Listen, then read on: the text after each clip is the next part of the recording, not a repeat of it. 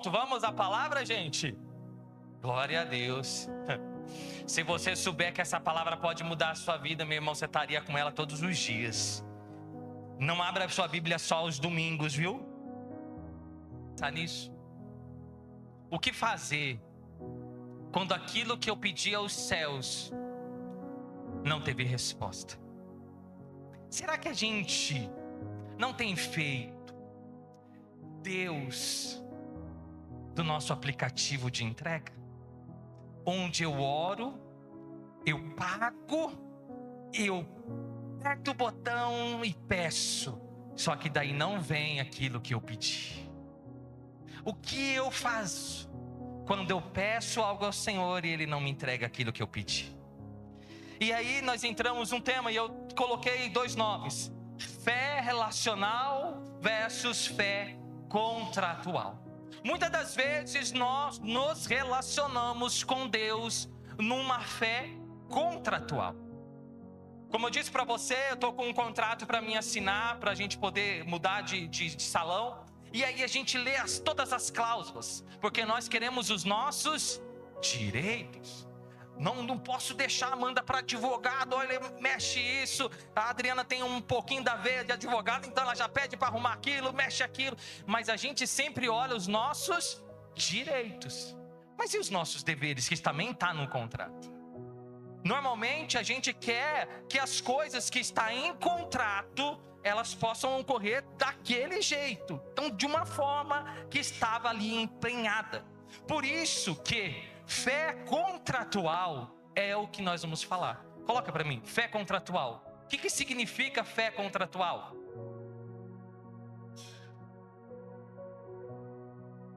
Ó, bem na hora em que saiu, aí apareceu. Fé contratual, vamos ler? É uma crença, vamos todo mundo junto, é uma crença distorcida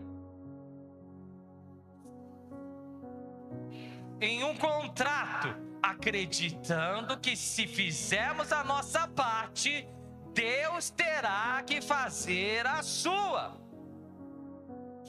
E por que eu trouxe esse tema hoje?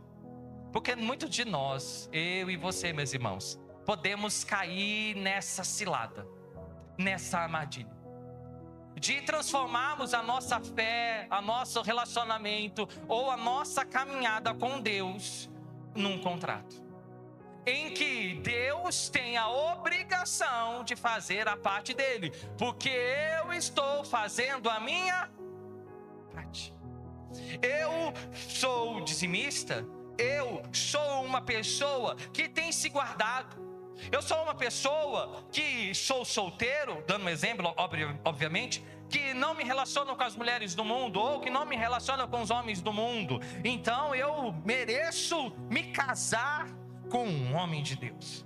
Eu sou uma pessoa que caminho com Cristo, não minto, não roubo, não assassino. Eu não tenho algum aqui que está pensando em matar alguém hoje. Não olha para o marido em nome de Jesus, amém, gente? Deixa ele quieto, está em transformação. Olha para o seu marido e fala assim: o meu marido está em transformação em nome de Jesus, amém?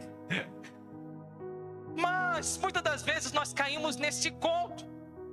E eu falo porque eu já caí num conto de que eu tenho, eu faço, então Deus, Ele é obrigado a fazer. E aí eu falo para você: você caiu, pastor? Caí. E eu oro em nome de Jesus para que você não caia nisso. E se você está caminhando com essa verdade, que é uma mentira, você vai ser livre hoje em nome de Jesus, amém? Só que a Bíblia, ela tem relatos de pessoas que também caminharam sobre essa mentira, e não são poucas. Vou ler 3 para você, para te ilustrar isso em nome de Jesus. Vamos à Bíblia? Abre a sua Bíblia em Êxodo, em nome de Jesus. Eu gosto do povo de Êxodo, do povo que saiu do Egito, porque eles são bem semelhantes a nós. É duro, mas é uma verdade. Vamos em Êxodo 16. Aqui nós contamos, e você já sabe o enredo dessa história. É um povo que viveu escravo por muito tempo e eles caminharam sobre uma palavra de Moisés: vamos adorar a Deus no deserto, vamos, porque o Senhor tem uma terra prometida para cada um de nós. E eles foram livres, libertos e caminharam no deserto com essa palavra. Mas chegou um determinado momento lá em Êxodo 16:3 que eles disseram isso. Disseram os filhos de Israel: quem nos dera se tivéssemos morrido pela mão do Senhor na terra do... Mas não era a terra do Egito que escravizava eles? Não era um lugar de sofrimento e de dor? Não era um lugar em que todos os pais, mães, filhos, avós, todo mundo que nascia lá, nascia escravo. Todo mundo que crescia lá, crescia escravo. Todo mundo que namorava lá, namorava escravo. Casava escravo. Tinha filhos, eram filhos escravos. Não era? Não era um lugar terrível? Não era um lugar abominável? Mas era um lugar que, por a situação que eles estavam vivendo, eles desejaram ter morrido lá no Egito. E aí eles dizem assim: quando estávamos sentados às panelas de carne, pão à farta, pois nos trouxesse a este deserto para nos matar de fome toda essa multidão. Olha o cenário. Isso é uma fé contratual. Eu vou obedecer, então o Senhor tem obrigação de me alimentar. Eu vou para o deserto, eu vou seguir o que Moisés está falando, então o Senhor tem obrigação de me dar o alimento, porque eu fiz a minha parte. Lá nós podemos ir, você conhece essa história, Jonas 4:1, consegue acompanhar aí, gente? Jonas 4, um pouquinho antes do Velho Testamento. Jonas, você conhece a história de Jonas? Jonas, o profeta fujão, o profeta que receberam uma mensagem de ir falar com o povo de Nínive. Mas o povo de Nínive era um povo que era bárbaro, era um povo que era assassino, que matavam aos seus profetas. E essa cidade, ela era uma cidade que estava completamente tomada pelo pecado. Então eles já tinham um histórico que eles não queriam obedecer a Deus, que eles não queriam ouvir a Deus, que eles não queriam saber nada de Deus. Mas Deus tinha um propósito com eles e falou para o profeta Jonas: Jonas, vá a essa cidade e diga para eles que se eles não se converterem, eu vou exterminar. O que o profeta fez? Fugiu. Mas no final ele foi. O que aconteceu com aquela cidade? Você lembra da história? O que aconteceu com aquela cidade? Aquela cidade, quando ouviu que o Senhor ia exterminar, eles rasgaram as suas vestes, eles se dobraram de joelhos, eles se renderam ao Senhor. E o que o Senhor fez? Os perdoou. Só que aí a gente olha, agora que nós vamos ler com isso, exatamente com isso, porque aquela cidade se rendeu, aquela cidade se converteu, reconheceu a Deus, Deus o perdoou. Com isso, desgostou-se Jonas extremamente e ficou irritado. Meu Deus do céu, agora não estou entendendo mais nada. Ele ficou irritado porque aquele povo recebeu uma segunda chance. Ele ficou irritado porque era um povo que era desobediente, mas por ter se rendido, Deus deu uma nova chance para ele. Ele ficou irritado, meu irmão, irritado, porque Deus o perdoou. Na cabeça de Jonas, de uma fé contratual, aquele povo tinha que morrer, porque são pecadores, não merecem a graça de Cristo, não merecem, porque estão fazendo tudo de errado, mas porque Deus derramou, através de uma rendição de um povo, Deus derramou a graça. Jonas ficou irritado. Peraí, Senhor, eu falei que eles iam morrer e o Senhor salvou eles. E a minha palavra, o que eu pedi, o que eu falei, eu te obedeci. e não fez o que eu queria que fizesse. Será que nós não estamos assim? Chateados com Deus? Irritados com Deus? Poxa, pastor, mas o senhor não sabe a minha vida. Quanto que eu pedi já para Deus me abençoar financeiramente? Quanto que eu pedi para trocar de carro? Quanto que eu pedi para trocar de marido? Oh, não, marido não, em nome de Jesus, amém, gente? Quanto que eu pedi para o meu marido se converter? Quanto que eu pedi para minha esposa mudar? Quanto que eu pedi para aquele meu patrão parar de pegar no meu pé? Quanto que eu pedi e o Senhor não me responde? Você está que nem Jonas, meu irmão. Está baseando a sua vida numa fé de contrato. Está querendo exigir uma coisa que você não tem para exigir, meu irmão. Que direito você tem?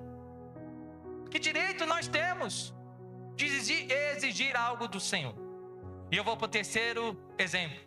Está lá em João 11, Novo Testamento. Uma história que você conhece. Então nós não estamos sozinhos nessa.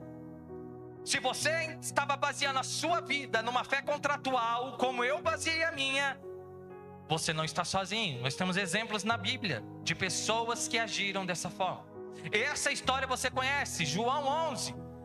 No verso 21 fala sobre a história de Marta e Maria. Não sei, às vezes você lembra do contexto, mas eu tenho certeza que você vai lembrar. Remove a minha pedra, me chama Agora você lembrou essa história. Muda a minha história, ressuscita. Essa história você lembra. E é essa que nós vamos ler.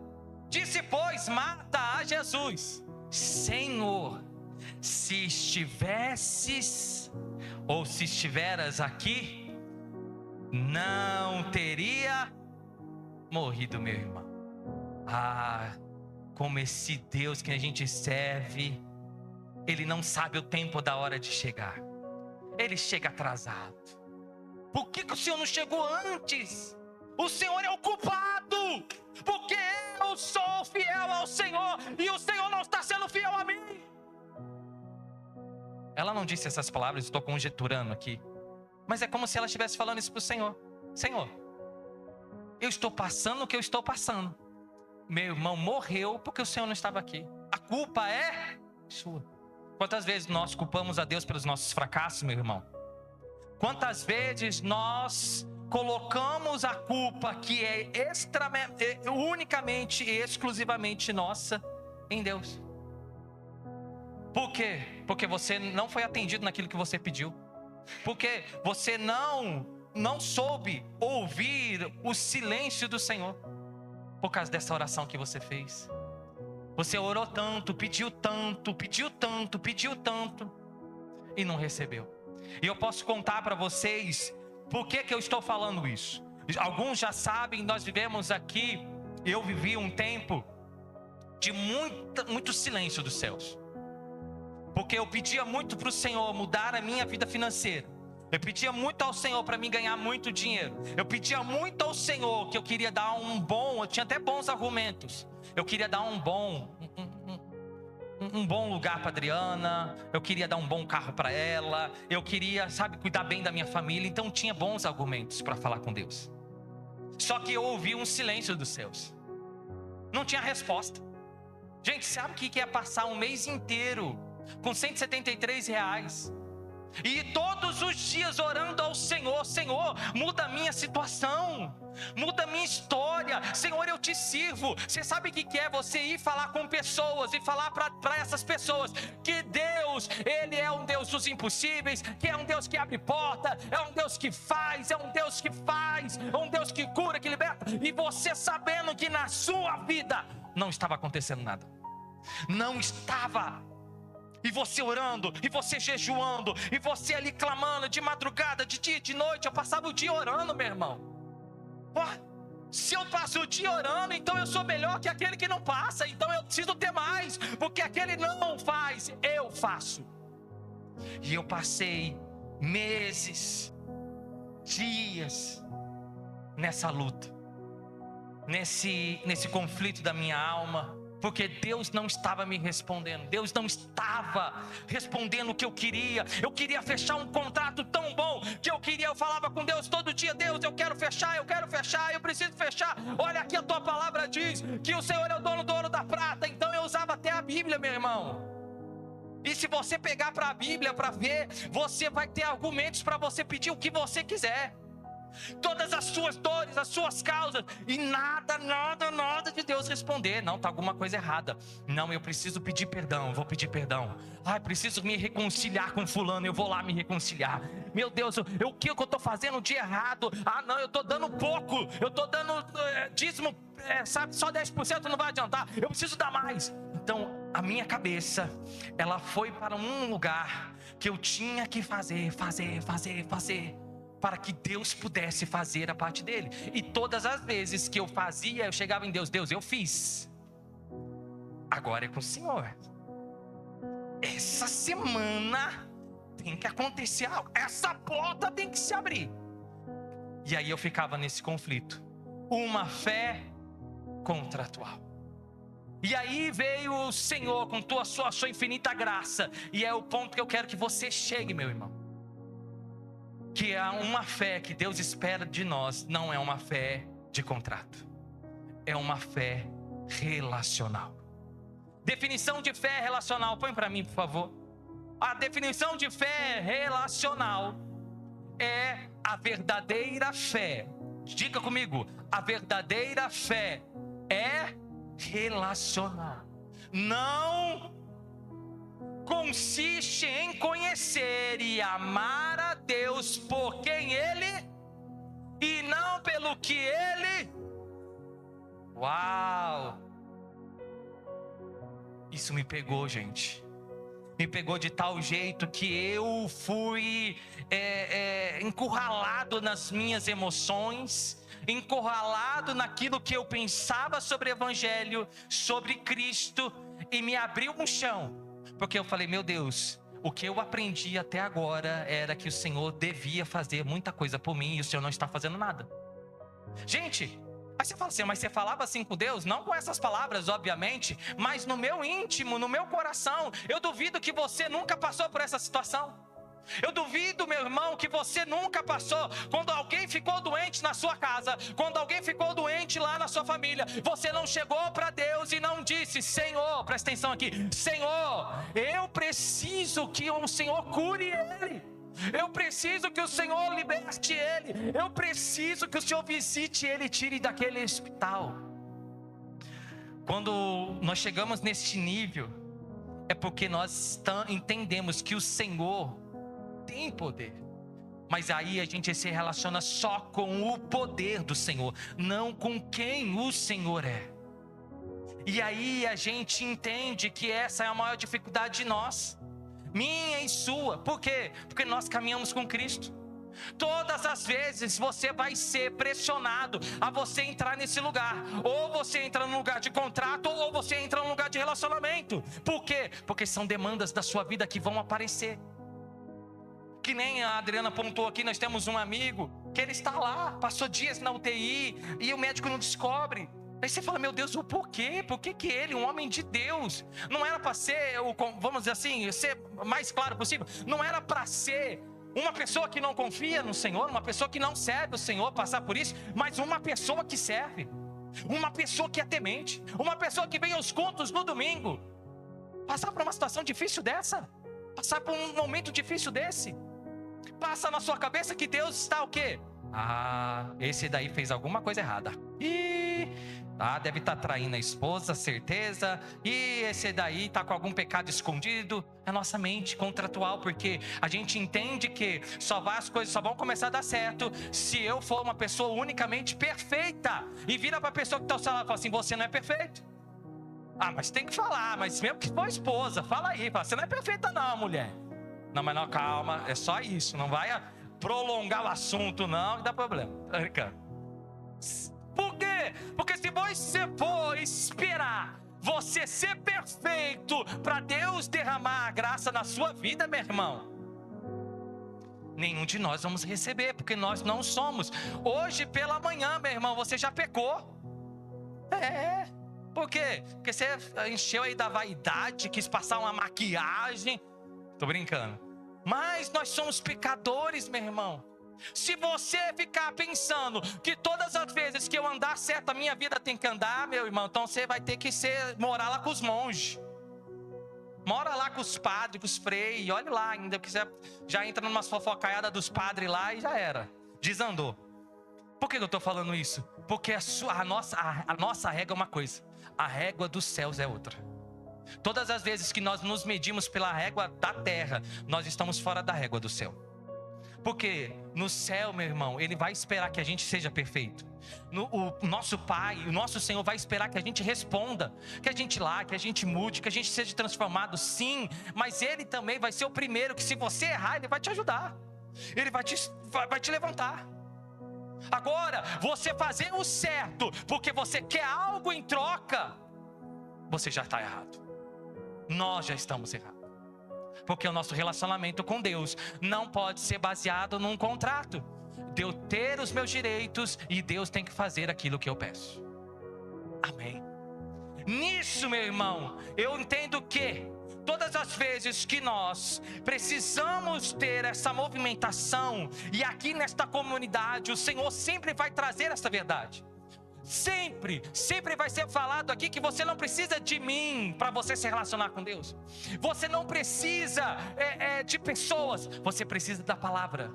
Você precisa de Deus. Você se relacionando com Deus, você vai acessar o que Ele quer. E todas as vezes que nós acessamos o que Ele quer, nós descobrimos quem Deus é. Você já parou para pensar que todos os nãos que você recebeu em oração, e aí eu vou fazer uma pergunta sincera para você.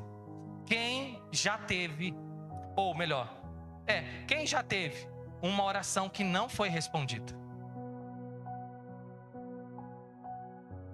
Que você queria tanto, que você pediu tanto, e essa oração nunca chegou, nunca teve a resposta. Mas eu queria tanto, pastor. O senhor não sabe, era uma coisa que eu precisava muito. E aí eu falo para você, o que você precisa não é de respostas. Você precisa de quem já é a resposta. Você precisa, não é que o Senhor supra as nossas necessidades, não. Porque Ele já é tudo que a nossa alma precisa. Quando nós entendemos que o nosso relacionamento com Ele não é sobre o que Ele tem para nos oferecer, mas sobre quem Ele é, nós entendemos que nós não precisamos de dinheiro, nós não precisamos de paz, nós não precisamos de alegria, porque Ele já é a paz, Ele já é a alegria, Ele já é o nosso sustento, Ele é tudo que a nossa alma precisa, meu irmão, diga amém. Porque isso vai te fazer você romper, e nunca mais você vai se decepcionar quando você orar.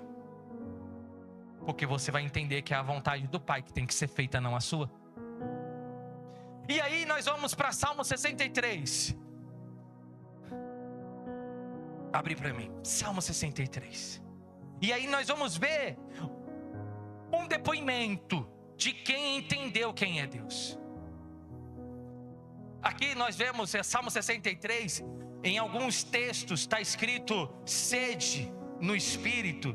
O meu está escrito que o título aqui é sede. Deixa eu só abrir, calma, Salmo 63. Sede espiritual, diz o título. É um salmo de Davi. Davi disse esse salmo no deserto da Judeia. E aí quando ele estava lá, ele estava passando num dos maiores apertos da sua vida. Ele não soube administrar bem a sua casa corrompeu-se, seus filhos, um tentou matar o outro, até matou, e Absalão tinha tomado o trono. Davi tinha tantas demandas para apresentar ao Senhor nesta época, tantas frustrações. Ele podia pegar esse momento que ele está lá no deserto da Judeia e falar: Senhor, ó Deus, visita Absalão, transforma a vida de Absalão, Senhor, me devolve o reino, eu perdi tudo. Meu irmão, imagina você sendo rei, sendo rainha, Às vezes você não ganha nem 100 mil reais, já acha que é rainha, mas tá bom. Mas imagine você sendo uma vida de rei e de rainha, e do nada você está morando dentro de uma caverna, vivendo no deserto da Judeia. E aí você tem que falar com Deus. Qual vai ser a sua primeira petição? Olha de Davi. Davi diz assim: ó Deus, Tu és o meu Deus forte. Eu te busco ansiosamente.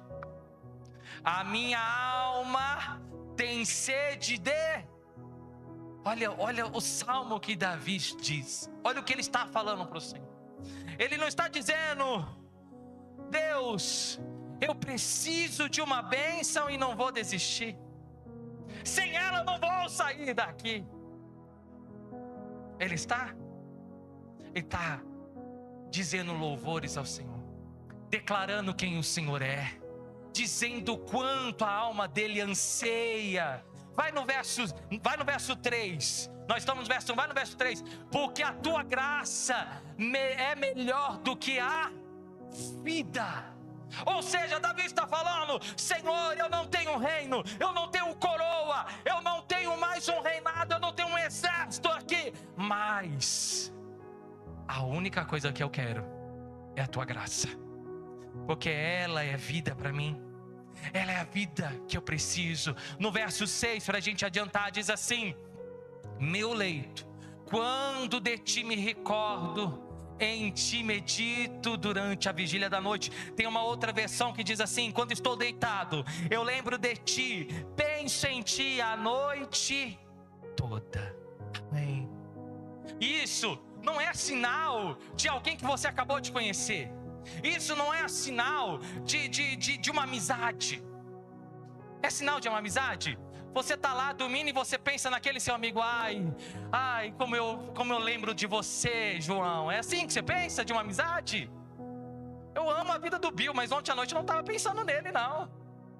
Ai, que saudade do Bill que eu tô.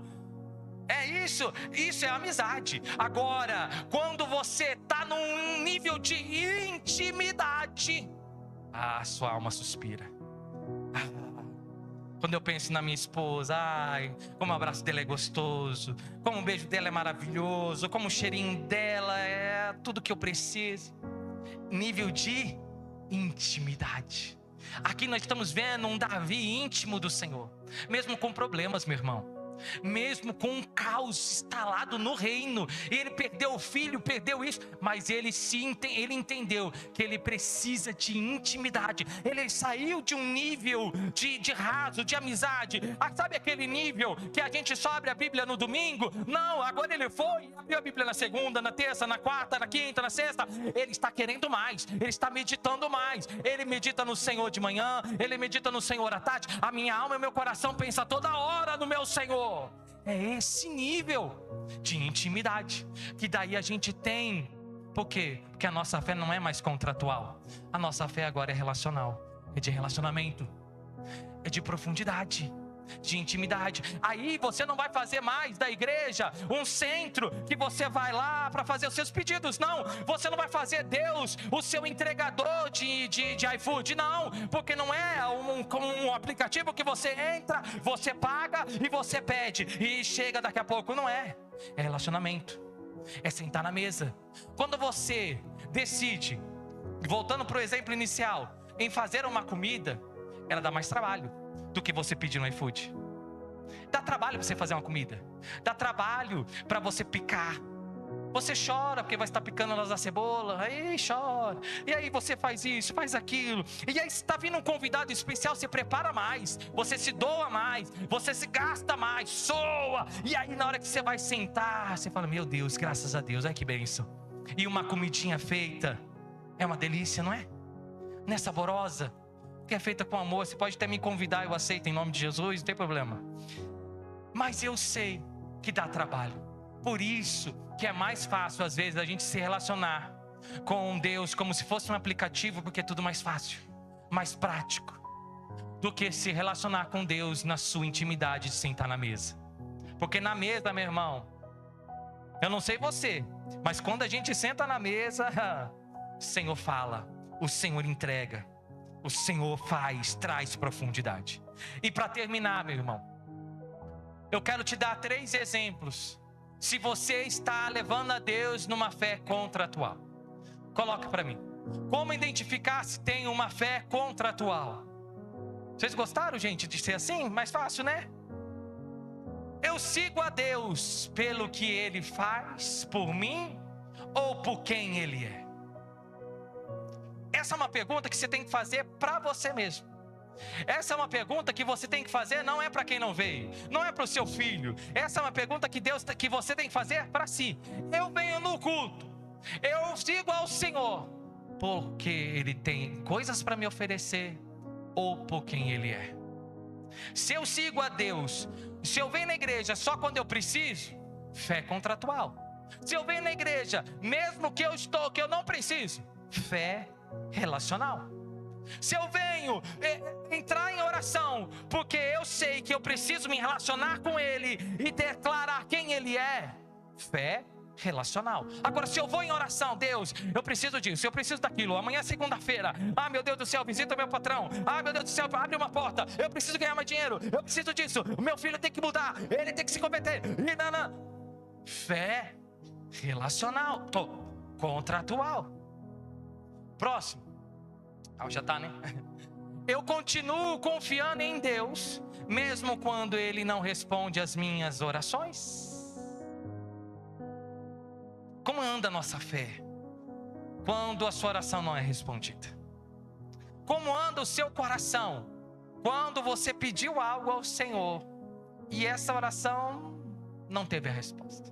Você continua vindo adorar o Senhor? Você continua chorando na presença dEle? Você continua se derramando nele? Ou você faz bico e se torna uma criança mimada? Criança mimada que é assim, faz bico porque não ganhou aquilo que queria. O Senhor está nos chamando para a gente amadurecer. Por isso que eu falei que hoje ia ser feijoada. Vamos lá. E tem a última, e acho que é a mais dura. Eu sirvo a Deus porque o amo ou porque espero algo em... Eu vivi essa realidade. Eu vivi num lugar em que eu fazia muito porque eu queria algo em troca. Eu queria que o Senhor mostrasse que Ele era comigo, porque eu servia a Ele de todo o meu coração, com toda a minha fé. E aí fui quebrado por Ele. Meu irmão, eu quero que você faça uma análise se você se encaixa numa dessas 3 perguntas. Sabe, gente, é tão difícil a gente entender que o Senhor está nos chamando para um relacionamento do que nos chamando para que Ele tenha algo em troca para nós.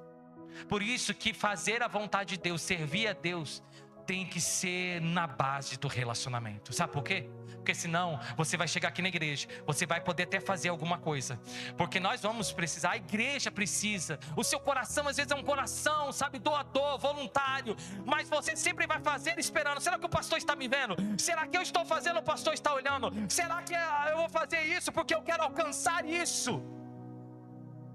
Você vê na igreja errada. Nós já falamos aqui, a gente aqui não tem reconhecimento, que o único lugar que se reconhece alguém é onde, gente? No IML, não é aqui. Amém? Aqui, o único que vai ser reconhecido vai ser quem? Mas Deus usou a vida da irmã, amém, continue usando, mas foi Deus que usou. Porque Deus usa um jumento, não vai me usar? Meu irmão, por que você está se relacionando? Por que você está? Qual é a sua fé? E eu falo, a minha fé muitas vezes foi contratual. E eu não quero que você passe por essa experiência, é sofrida, é dolorida, é uma briga na sua mente intensa. Eu quero que você se relacione com Deus por quem Ele é.